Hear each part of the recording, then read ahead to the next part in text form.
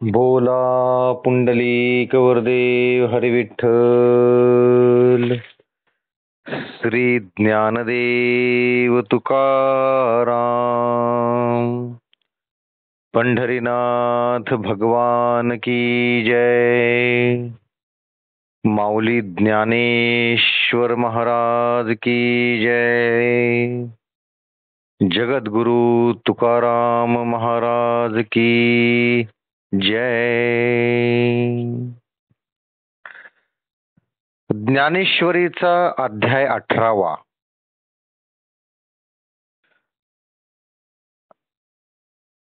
मोक्ष संन्यास योग. हा 18वा अध्याय आजच्यापासून आपण चालू करत आहोत. या अध्यायाचं नाव नीट लक्षात ठेवा. मोक्ष संन्यास योग.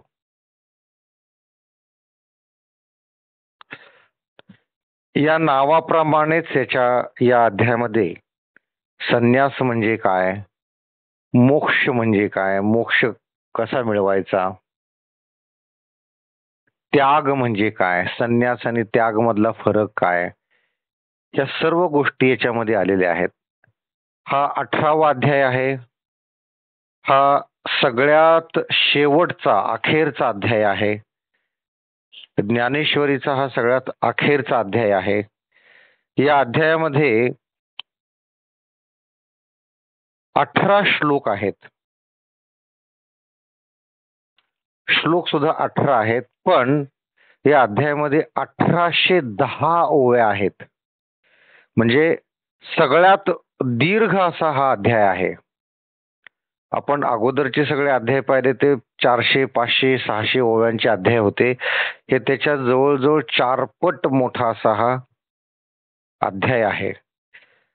कारणही तसंच आहे, कारण या अध्यायामध्ये आतापर्यंतची जी ज्ञानेश्वरी आहे किंवा जी भगवद्गीताचा जो सार आहे ज्ञानेश्वरी, त्या 17 अध्यायांचं संपूर्ण सार या 18व्या अध्यायामध्ये आलेलं आहे. म्हणजे 17 अध्यायापर्यंत जे आपण थोडं थोडं थोडं थोडं जे ज्ञान प्राशन करत आहोत, त्या सर्व ज्ञानाचा एकत्रितपणे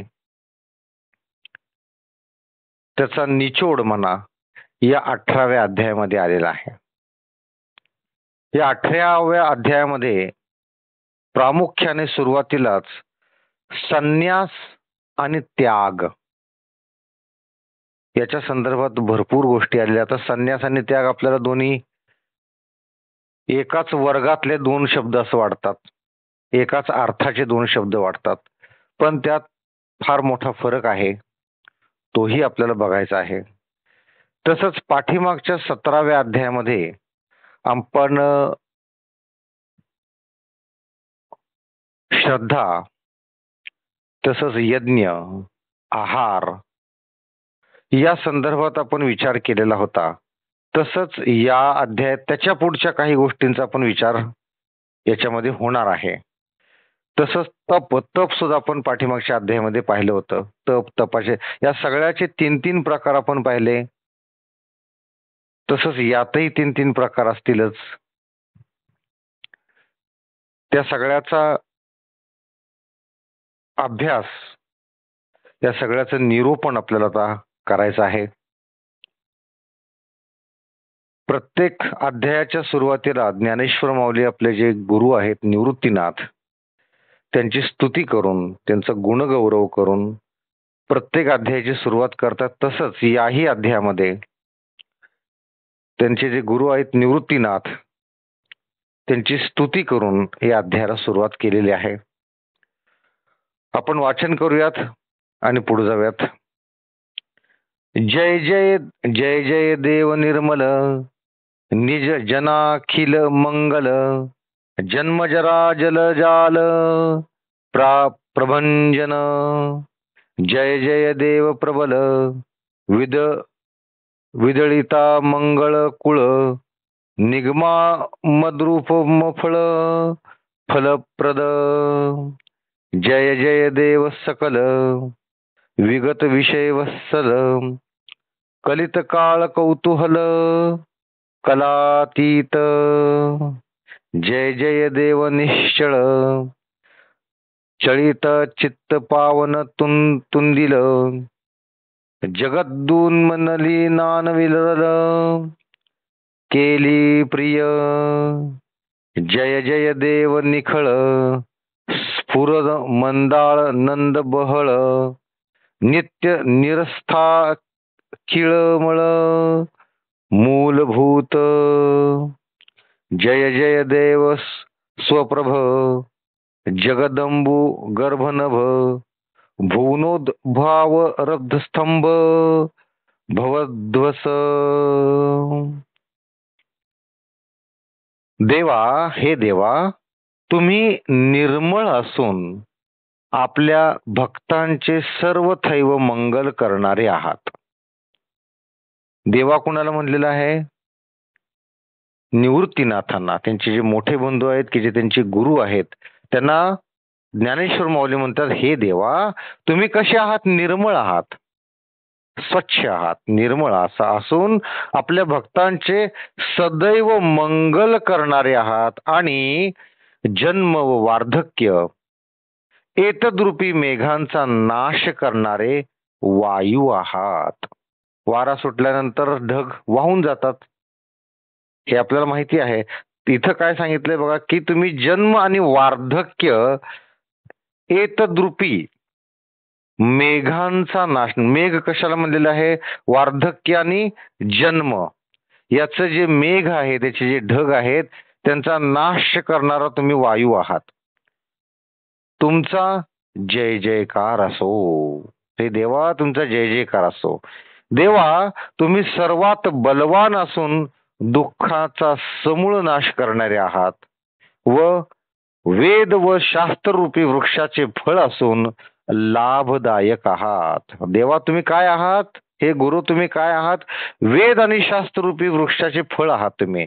त्यामुळे तुमचा जय जयकार असो. देवा, तुम्ही संपूर्ण असून ज्यांनी विषयांचा त्याग केलेला आहे त्यांच्यावर कृपा करणारे आहात व लीलेने कालाच्या क्रीडेस आपण कारण असून कलातीत असे पूर्ण आहात. तुमचा जय जयकार असो.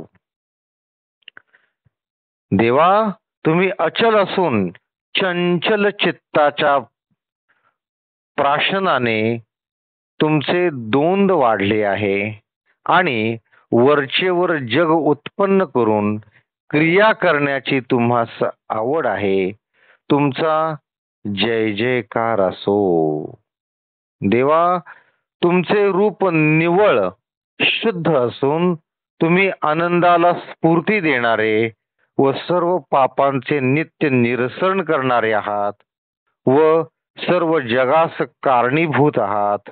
तुमचा जय जयकार असो. हे देवा, तुम्ही स्वयंप्रकाश आहात व जगद्रूप मेघांचे धारण करणारे आकाशच आहात. तसेच जगद्रूप उत्पत्तीचे मूळ स्तंभ असून संसाराचा नाश करणारे आहात.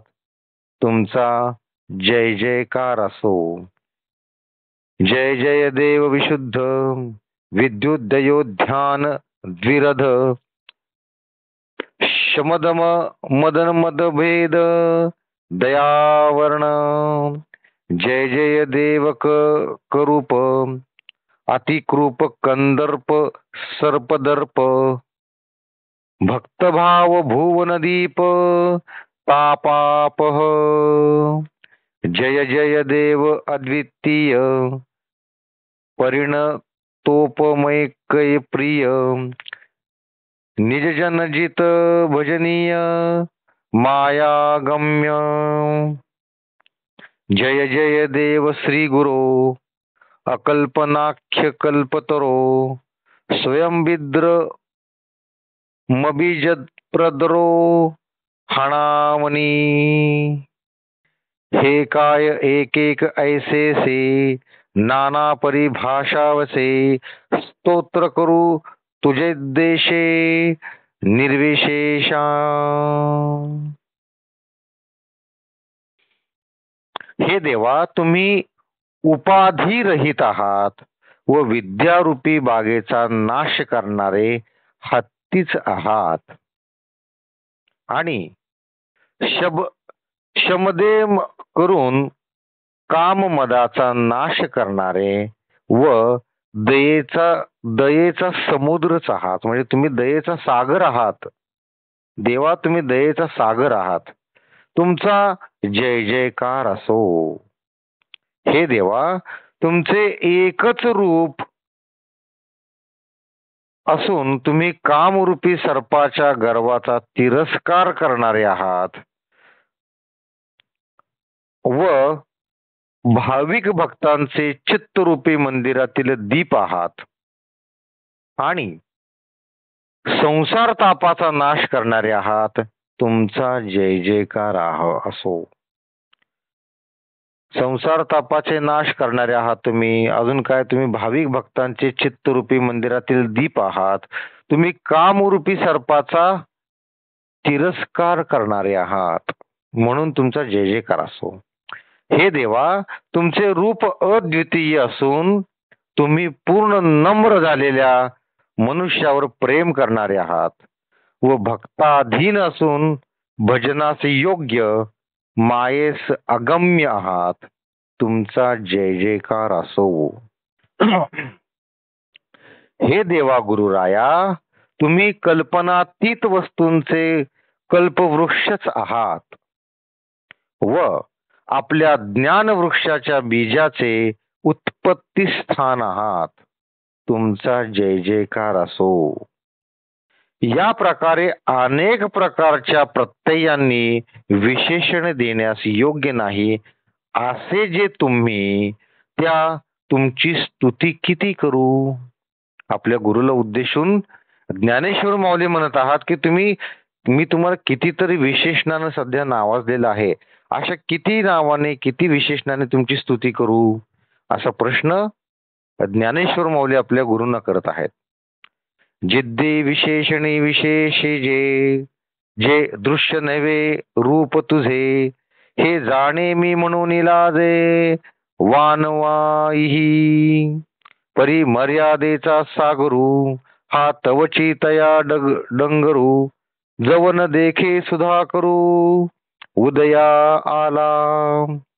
सोमकांतू निजर निर्झरी, चंद्रा अर्ध्याधिक न करी, ते तोची अवधारी करवी कीजी.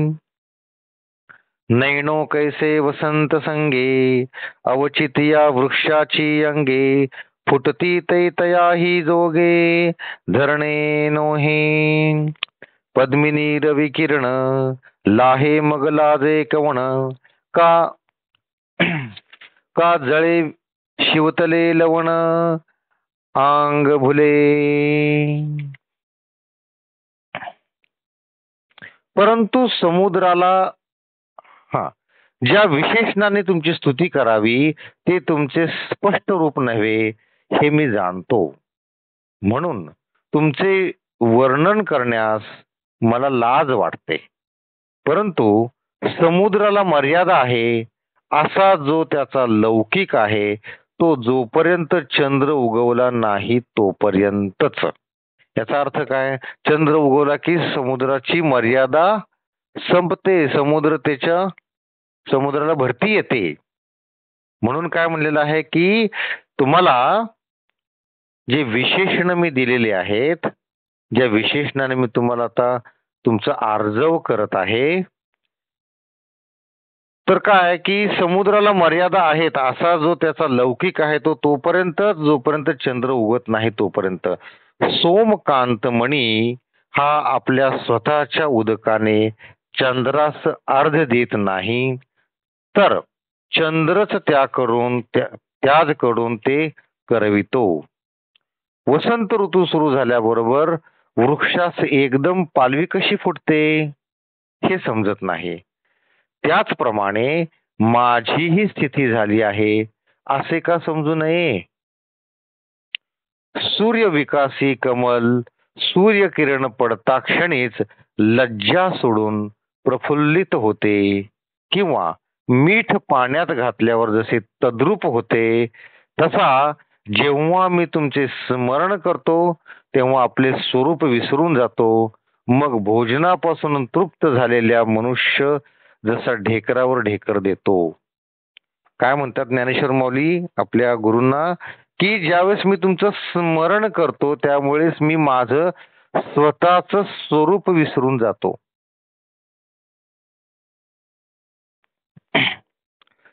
तैसा तू ते जेथ मी स्मरे, तेथ मी पण मी विसरे. मग जाकळी या ढेकरे, तृप्तू जैसा. मज तुवा जी केली तैसे, माझे मी पण दौडून देशे. स्तुती मिशेच पापिसे, बांधले वाचे. ना एरवी तरी आठवी, राहुनी स्तुती जय करावी. ते गुणानिया धरावी, सरोभरी की. तरी तुझी एक रसाचे लिंग, केवी करू गुणगुणी विभाग. मोती फोडून सांधिता चांग, की तैसेची भले. आणि बाप तू माय, इही बोली न स्तुती होय. डिंभोपाधिक आहे, विटाळू तेथे. जी जालेनी पायके आले, ते गोसावी पण केवी बोले. ऐसे उपाधी उशिटले, काय वर्णू. तसा जेव्हा मी तुमचे स्मरण करतो तेव्हा आपले स्वरूप विसरून जातो. मग भोजनापासून तृप्त झालेल्या मनुष्यास जसा ढेकरावर ढेकर देतो, तसे हे प्रभो माझे मी पण विसरून जाऊन तुमची स्तुती करण्याचे वेळ माझे वाचेस लागले आहे. अशी माझी स्थिती तुमच्यामुळेच झाली आहे. तुमची स्तुती करायची जणू मला सवयच लागलेली आहे, असं ज्ञानेश्वर माऊली म्हणत आहेत. किंवा जर मी आपल्या आठवणींनी स्तुती करावी तर तुमचे गुण व अवगुण यांची निवड केली पाहिजे. तर हे प्रभो, तुम्ही एकसारखेच बनलेले लिंग आहात, त्या आपले ठिकाणी गुण व अवगुण यांची निवड कशी करू. हे पहा, मोती फोडून ते सांधीत बसण्यापेक्षा ते न फोडलेलेच बरे नव्हे काय. मोती फोडायचे आणि परत ते जोडत बसायचं, हा उद्योग कोण सांगितलाय. तसंच हे गुरु, तुमचे गुण आणि अवगुण हे मी का बघत बसू, असं म्हणतात.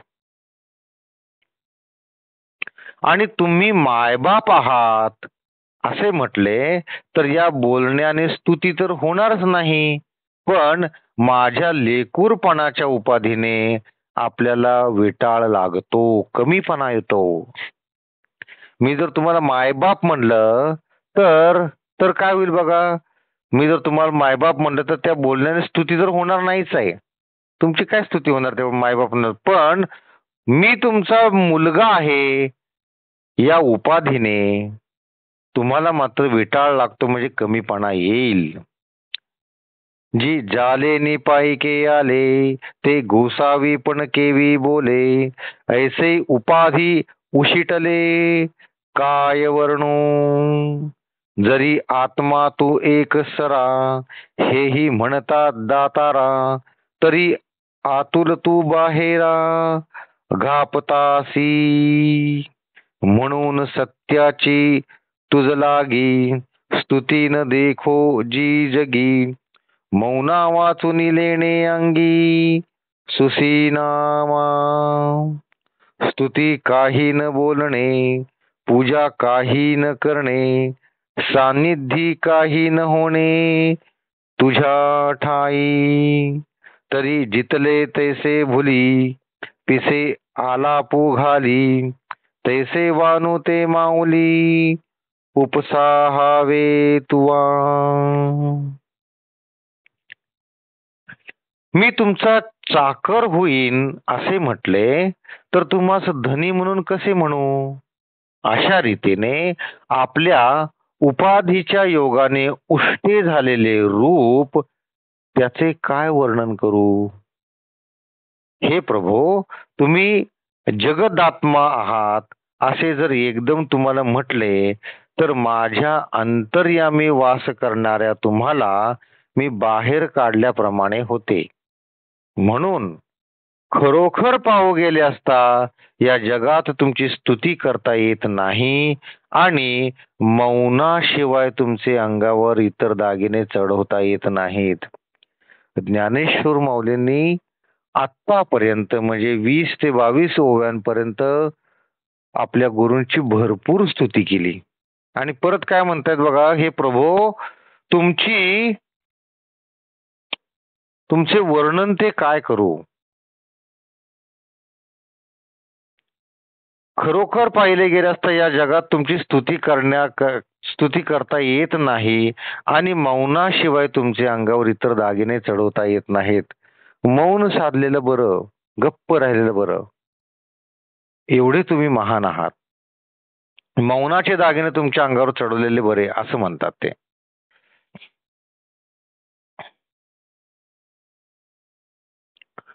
तर काही न बोलणे हीच आपली स्तुती, काही न करणे हीच आपली पूजा आणि वेगळेपणाने न उरणे ह्याच गोष्टी तुमच्या ठिकाणी संभवतात.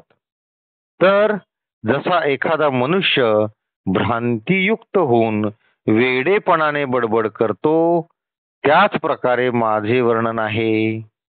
तर हे गुरु माऊली त्वा ते सहन कर.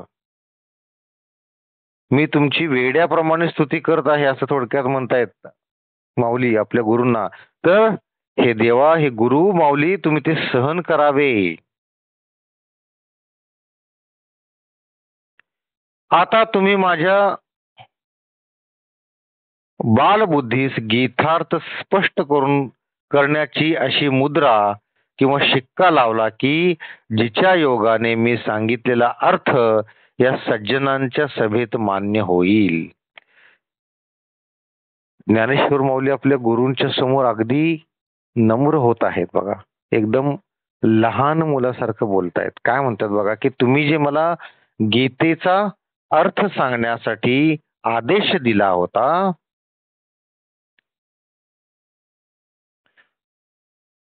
तुम्ही जो शिक्का लावला होता जिच्या योगाने मी सांगितलेला अर्थ या सज्जनांच्या सभेत मान्य होईल असं मला वाटतं. तेथ म्हणितले श्री निवृत्ती नको हे पुढती पुढती परिसलोहा घृती कृती वेळ वेळा की जेगा तव विनवी ज्ञान देवो म्हणे हो काजी पसावो तरी अवधान देतो देवो ग्रंथाता जी गीता रत्न प्रसादाचा कळसू अर्थ चिंतामणीचा सर्व गीता दर्शनाचा पडाऊ जो लेकी तरी असती ऐसी जे दुरुने कळसू दिसे आणि भेटीची हातवसे देवतेची तिथे तिये. तसाच येथेही प्रकार आहे की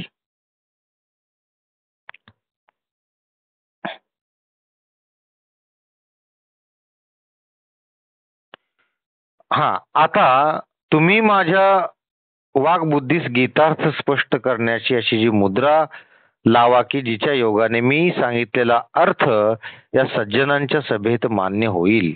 तेव्हा श्री निवृत्ती महाराज म्हणाले की तू अशी वारंवार आमची विनंती करू नकोस. निवृत्तीनाथ ज्ञानेश्वर माऊलींना त्यांच्या कनिष्ठ बंधूंना म्हणत आहेत की तू अशी वारंवार आमची विनंती करू नकोस. अरे लोखंडाचे सुवर्ण करण्याकरिता परिसावर ते लोखंड वरचेवर का घासावे लागते. नुसता स्पर्श केला तरी त्या लोखंडाचं सोनं होतं. परिसानं नुसता स्पर्श केला तर ते लोखंडाचं सोनं होतं. त्यामुळं तू सारखी सारखी विनंती करू नकोस. का तर लोखंडाचे सुवर्ण करण्याकरिता परिसावर ते सारखं घासावं लागतं का. नाही. तेव्हा ज्ञानेश्वरांनी प्रार्थना केली की महाराज आपला हाच प्रसाद व्हावा की मी जो आता गीतेचा अर्थ सांगणार आहे त्याकडे देवांनी लक्ष द्यावे. देवांनी म्हणजे आपल्या गुरुना ते देव म्हणतात. देवा तुम्ही लक्ष द्यावे.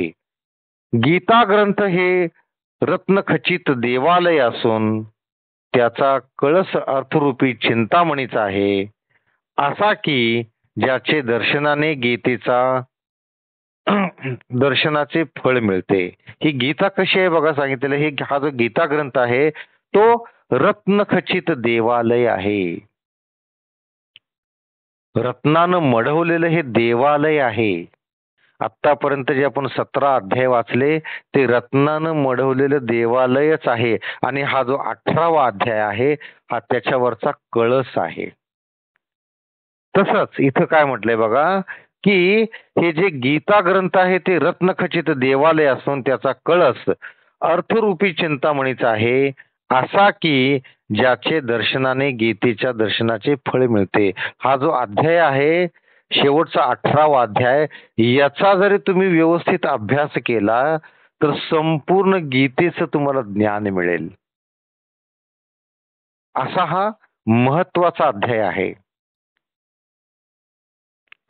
जगात रूढीही अशीच आहे की कळसाचे दुरून दर्शन घेतले असता देवालयातील देवतेच्या भेटीचेच फळ प्राप्त होते. बघा बऱ्याचशा वेळा काय होतं की आपण मंदिरामध्ये जातो, पांडुरंगाच्या मंदिरात जातो आणि लक्षात येतं की फार गर्दी आहे. त्या त्या विठुरायाला भेटायला भरपूर भक्त आलेले आहेत.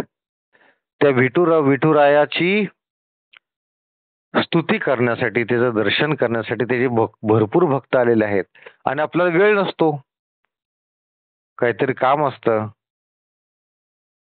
आपण गाडीचं बुकिंग करून ठेवलेलं असतं, काहीतरी अडचणी असतात. मग काय करतो आपण, ज्या कळसाखाली ती मूर्ती आहे, ज्या गाभाऱ्याखाली तो देव आहे, त्या कळसाचं आपण लांबूनच दर्शन घेतो. देवा मानून घे रे देवा, मला तुझ्या चरणाचं चरण स्पर्श करायला मला यायला जमत नाही देवा, मी कळसाचं दर्शन घेतो, तेवढं मानून घे. असं आपण अगदी श्रद्धेनं भक्तिभावानं त्या कळसाचं दर्शन घेतो आणि आपण मार्गस्थ होतो. तर इथं सुद्धा तेच सांगितलेलं की जगात रूढीही अशीच आहे की कळसाचे दुरून दर्शन घेतले असता देवालयातील देवतेच्या भेटीचे फळ प्राप्त होते. अगदी कळसाचं जर दर्शन घेतलं तरी देवाची भेट घेतल्यासारखं फळ प्राप्त होतं.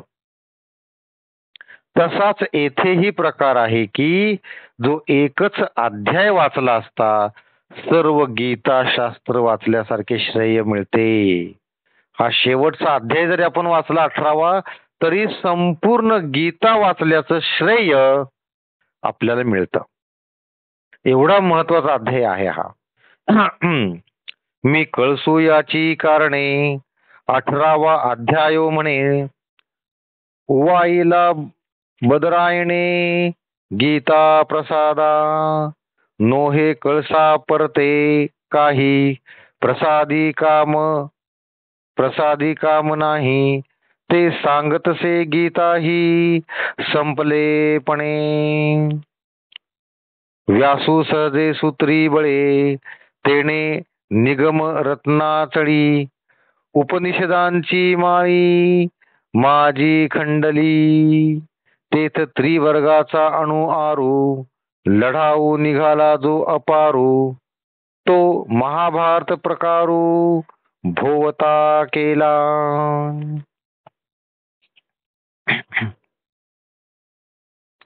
याच कारणास्तव मी या 18व्या अध्यायास कळसाची उपमा दिली आहे की जो वेदव्यासांनी गीतारूपी देवालयात बसवलेला आहे. जे व्यास मुनी आहेत त्यांनी हा कळस गीतारूपी देवालयावर बसवलेला आहे. गीता रूपी देवालयावर हे व्यास ऋषींनी हा कळस बसवलेला आहे.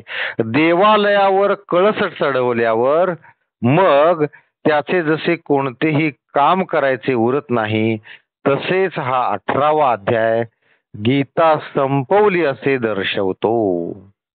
एकदा का कळस चढवल्यावर की त्याला दुसरं काय काम, मंदिर पूर्ण झालंच. तसंच हा जो 18वा अध्याय आहे तो गीता संपवली असे दर्शवतो. शेवटचा अध्याय आहे हा. व्यासांनी फार कुशलतेने सूत्रे रचली. त्यांनीच वेदरूपी रत्नांच्या पर्वतावर उपनिषद रूपी माळ जमिनीत खाण लावली. व्यास ऋषींनी फार कुशलतेने ही सूत्रे रचली आहेत. त्या माळ जमिनीवर धर्म, अर्थ व काम एकद्रूपी भिन्न भिन्न आकाराचे पुष्कळ गडकळ गोटे निघाले. त्या धोंड्यांचा महाभारत रूपी देवालयाचे भोवती तट बांधला आहे. कशा उपमा दिल्यात बघा. ही जी माळ जमीन आहे, माळरान जे आहे, त्यात काय काय निघालं? धर्म, अर्थ व काम असे भिन्न भिन्न पुष्कळ दगड गोटे निघाले. त्या धोंड्यांचा महाभारत रूपी देवालयाचे भोवती तट बांधला. म्हणजे तट म्हणजे कंपाऊंड वॉल बांधलेली आहे याची. माझी आत्मज्ञानाचे एकवट, दळवाडे झाडून चोखट, घडले पार्थ वैकुंठ, संवाद कुसरी, निवृत्ती सूत्र सोडविणिया, सर्व शास्त्रार्थ पुरवणिया, आवो साधिला मांडणिया, मोक्ष रेखाचा ऐसे निकरिता उभारा. 15 अध्यायात 15 भूमी निर्वाळिया पुरा, प्रसादो जाहला. उपरी 16वा अध्यायो तो ग्रीवे घंटेचा आओ, सप्तदशो तोची ठाओ उघडाणिये. तयाही वरी अष्टादशो तो अपैसा मांडला कळसू, उपरी गीतादिकी व्यासू. ध्वजे लागला.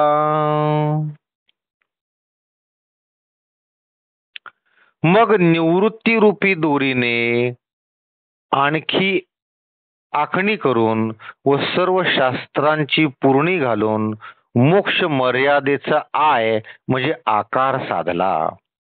निवृत्ती रूपी दोरीने आखणी करून म्हणजे एखाद्या प्लॉटवर बंगला बांधायचा असेल, बिल्डिंग बांधायची असेल, पहिल्यांदा लेआउट करतात.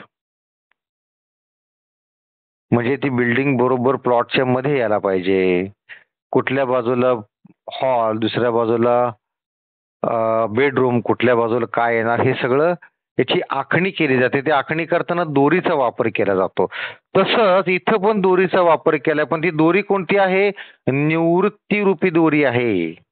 त्या निवृत्ती रूपी दोरीने आखणी करून सर्व शास्त्रांची पूर्णी घालून मोक्ष मर्यादेचा आय म्हणजे आकार साधला आहे. याप्रमाणे देवालयाची रचना करण्याकरता 15 अध्यायापर्यंत 15 थर होऊन गाभाऱ्याच्या भिंती डेऱ्यापर्यंत येऊन ठेपल्या. पुढे 16वा अध्याय हा गळमगळण्याचा आकार असून 17वा अध्याय पडघाणी म्हणजे कळसाची बैठक होय. कळस म्हणजे कोणता आहे? 18वा अध्याय. 18वा अध्यायाची बैठक काय तर पाहिजे ना, तर ते म्हणजे 17वा अध्याय आहे.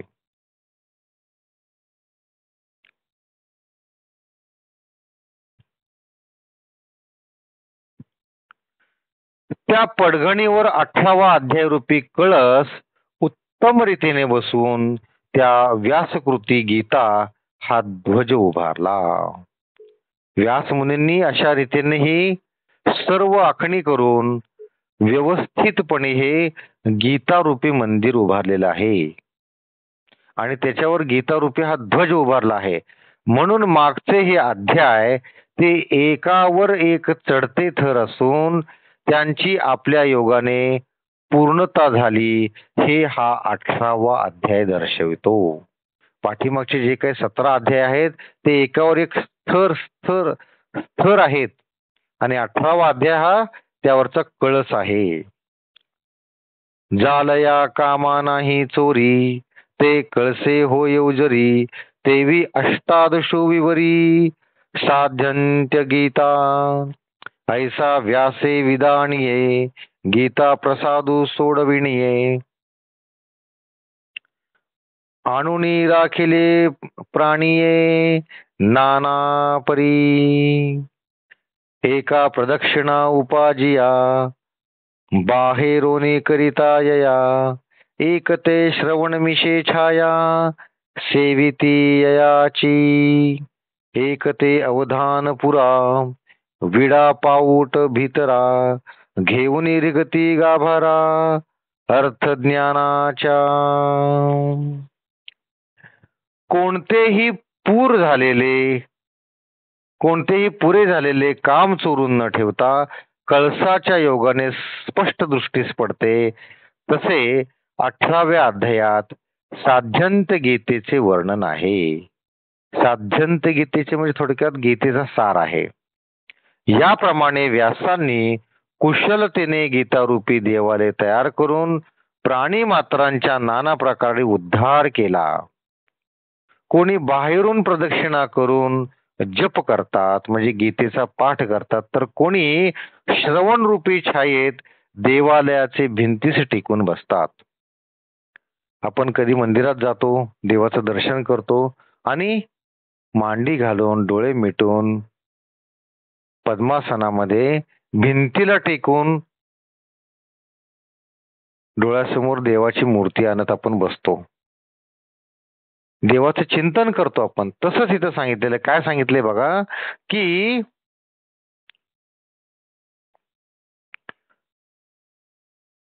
व्यासांनी कुशलतेने जे गीतारूपी देवालय तयार करून प्राणीमात्रांच्या नाना प्रकारे उद्धार केला आहे, तर काय करतं की काही लोक बाहेरून प्रदक्षिणा घालून जप करतात, देवाळात बाहेरून प्रदक्षिणा घालून जप करतात म्हणजेच काय गीतेचा पाठ करतात. आणि काही लोक काय करतात तर श्रवण रूपी छायेत देवालयाचे भिंतीस टेकून बसतात. जे सध्या तुम्ही करत आहात, काय करत आहात? श्रवण करत आहात. मी सांगतोय ते तुम्ही ऐकत आहात. तर हे म्हणजे दुसरा प्रकार की श्रवण रूपी छायेत देवालयाचे भिंतीस टेकून तुम्ही बसलेला आहात आणि श्रवण करत आहात, ऐकत आहात. ही सुद्धा श्रवण भक्तीच आहे. वाचलंच पाहिजे असं काय नाहीये. तुम्ही ऐकलं तरी एकूण काय की त्या शब्दांचा, या दिव्य शब्दांचा अर्थ आपल्याला कळला पाहिजे, अर्थाचा बोध झाला पाहिजे, त्या बोधाचा बोध आपण घेतला पाहिजे आणि आपल्यामध्ये, आपल्या आचरणामध्ये, आपल्या स्वभावामध्ये बदल झाला पाहिजे. मग ते वाचनानं होऊ देत किंवा श्रवणानं होऊ देत, बदल झाला पाहिजे. म्हणून नुसतं हे ऐकायचं नाही, आपल्यामध्ये बदल घडवायचा आहे. कोणी अवधान रूपी विडा व पैसे देऊन देवळाच्या अर्थज्ञान रूपी गाभाऱ्यात शिरतात. ते आत्मबोधाच्या योगाने जगदात्मा श्रीहरी सत्वर भेट घेतात. परंतु मोक्षरूपी देवालयात या सर्वांची योग्यता सारखीच आहे. म्हणजे सगळेच जण मोक्षास जातात. जे श्रवण भक्ती करतात तेही जातात, जे वाचन करतात तेही जातात. फक्त श्रद्धेनं करायला हवं. ते निजबोधे उराउरी, भेटती आत्मया श्रीहरी, परी मोक्ष प्रसादी सरी, सर्वाही अथी. समर्थाची पंक्ती भोजने, तळीला वरीला एकची पक्वाने, तेवी श्रवणे अर्थे पठणे, मोक्षुची लाभे. ऐसा गीता वैष्णव प्रसादू, 18वा अध्याय कळसू विशदू. म्या म्हणितला हा बोधू, जाणोनिया. आता सप्तदशा पाठी, अध्याय कैसे उठी, तो संबंधू सांगे दिठी, दिसे तैसा.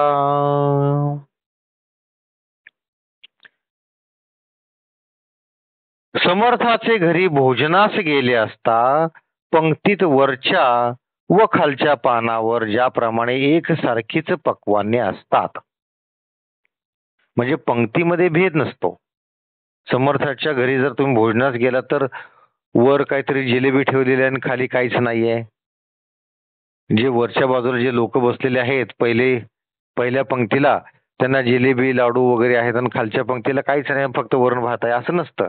सगळ्यांना सारखंच असतं. त्याप्रमाणे गीता श्रवण करणाऱ्यास, अर्थ सांगणाऱ्यास व पठन करणाऱ्यास मोक्षच प्राप्त होतो. मी ज्ञानेश्वरी म्हणजे गीता हे मी तुम्हाला सांगत आहे. तसेच तुम्ही श्रवण करत आहात, काही लोक पठन करतात, वाचतात, सगळ्यांनाच मोक्ष प्राप्ती होते. असं नाही की मी तुम्हाला समजून सांगतो म्हणजे मला पहिल्यांदा मोक्ष मिळणार आहे, तुम्हाला नंतर मिळणार आहे, असं नाहीये. सगळ्यांनाच मोक्ष प्राप्ती होते. असो, गीता ग्रंथ हा विष्णूचे देवालय असून 18वा अध्याय हा त्यावरील उघड कळस आहे, असा भेद मी जाणून बुजून केला.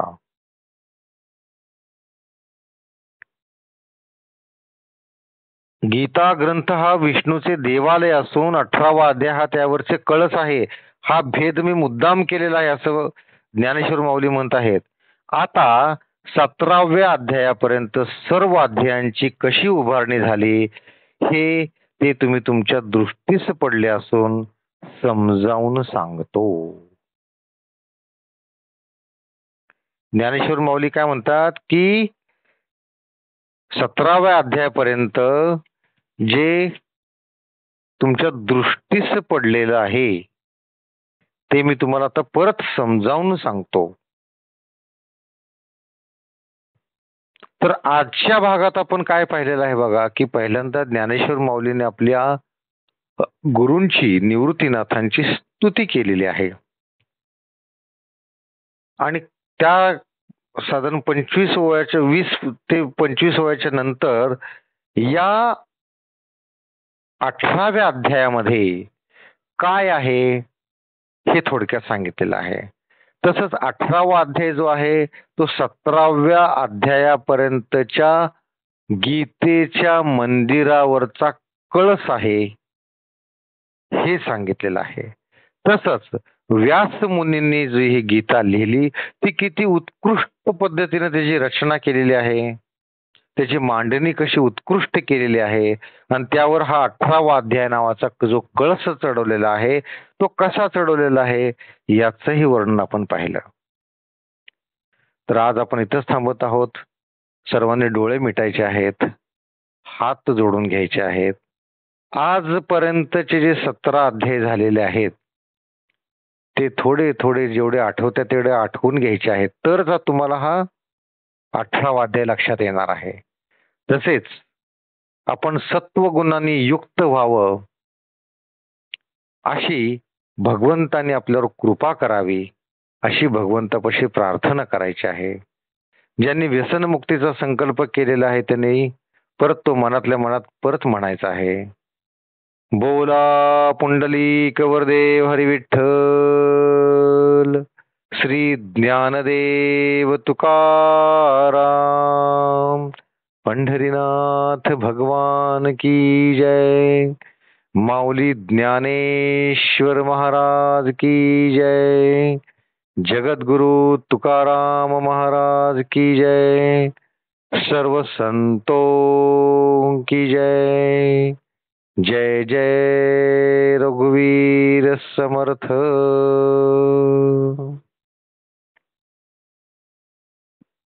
राम कृष्ण हरी.